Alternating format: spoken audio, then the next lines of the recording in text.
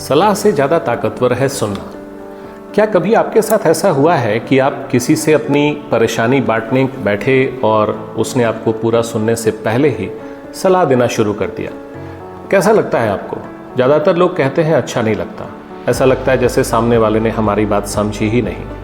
यही वजह है कि आज मैं आपसे बात करने वाला हूं कि क्यों सुनना सलाह देने से कहीं ज़्यादा ताकतवर है। सुनने की ताकत क्या होती है, पहले इसको समझिए।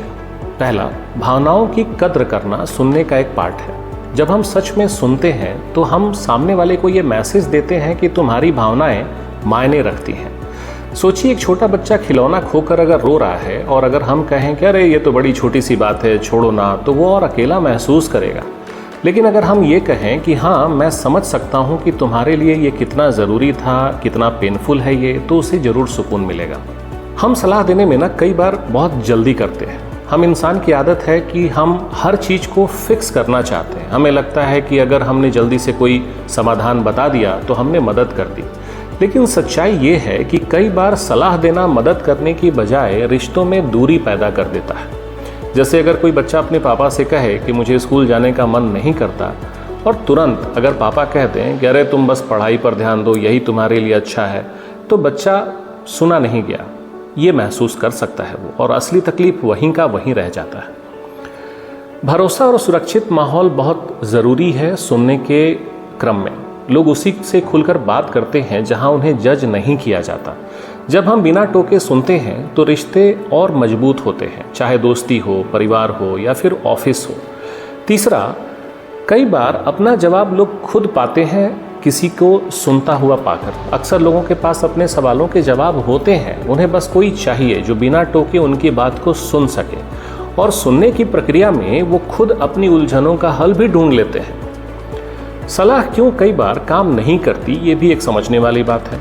सलाह कई बार ऐसी लगती है जैसे सामने वाला समझ रहा हो कि वो खुद सोचने के लायक नहीं है, और फिर आती है एक सबसे आम प्रतिक्रिया कि आपको मेरी हालत समझ में नहीं आ रही है। मशहूर मनोवैज्ञानिक कार्ल रोजर्स ने कहा था कि जब मैं खुद को जैसा हूँ वैसा स्वीकार करता हूँ तभी मैं बदल पाता हूँ, और यह एक्सेप्टेंस सलाह से नहीं बल्कि सुनने से आती है। साइंस और साइकोलॉजी भी यही मानती है। जब हमें कोई ध्यान से सुनता है तो हमारे दिमाग में स्ट्रेस हार्मोन कॉर्टिसोल कम हो जाता है और जुड़ाव का हार्मोन ऑक्सीटोसिन बढ़ता है। यानी सिर्फ सुनना ही हमें रिलैक्स करता है, और जब कोई हमें सुनता है तो हम उससे जुड़ा हुआ महसूस करते हैं। काउंसलिंग और थेरेपी में भी तो सलाह सबसे कम और सुनना सबसे ज़्यादा अहम है, और असली हीलिंग वहीं से शुरू होती है। मैं आपको बेहतर सुनने के कुछ छोटे टिप्स बताता हूं जो शायद आपके काम आए। सवाल यह है कि हम बेहतर श्रोता कैसे बने। जब कोई बोल रहा हो तो सबसे पहले तो अपनी प्रेजेंस वहां पूरी तरीके से दिखाइए। अगर आप फ़ोन या दूसरी चीज़ों के ऊपर अपना ध्यान रखते हुए किसी को सुनते हैं तो उसको ये लगता है जैसे पूरा अटेंशन मिल नहीं रहा है।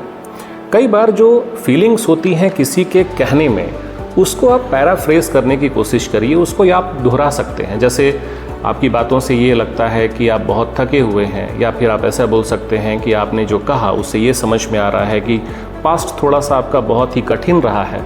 हल्के सवाल पूछिए, जैसे अभी आपको सबसे मुश्किल क्या लग रहा है, या कौन सी ऐसी चीज़ है जो आपको बॉदर कर रही है।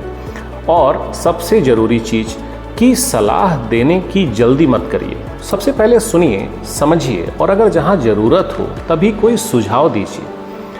तो याद रखिए, सलाह दिमाग तक पहुँचती है, लेकिन जब आप सुनते हैं तो वो दिल तक पहुँचता है। सलाह जवाब देती है, लेकिन सुनना किसी को राहत देता है। तो अगली बार जब कोई आपके पास अपनी समस्या लेकर आए तो कोशिश कीजिए कि आप बस पूरे ध्यान से उनकी बातों को सुनें। हो सकता है उन्हें किसी सलाह की ज़रूरत हो ही ना। और अगर ये वीडियो आपको अच्छा लगा तो किसी और को भी इससे फ़ायदा हो सकता है। इसे ज़रूर शेयर करिए, क्योंकि कभी कभी किसी की ज़िंदगी बदलने के लिए बस एक सच्चा श्रोता ही काफ़ी होता है।